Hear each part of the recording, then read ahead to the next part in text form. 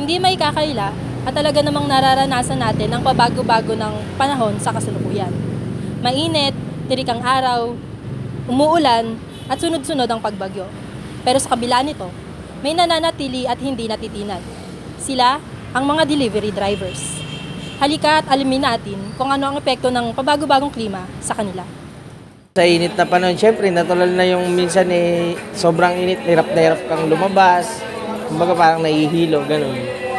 Tapos pagka maulan naman, ang hirap niyang bumiyahe. Minsan, zero visibility yung daan.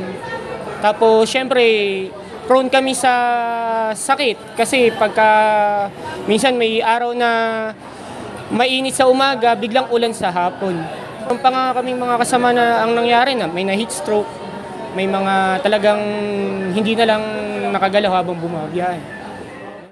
Ilan lang yan sa mga hirap na nararanasan ng ating mga delivery drivers. Kaya naman, hiling nila sa ating mga customers ay konting pangunawa kung minsan ay nade-delay ang kanilang pagdi-deliver. Ako si Tana Llanos, Gasera News, Ilaw ng Katotohanan, Gabay ng Bayan.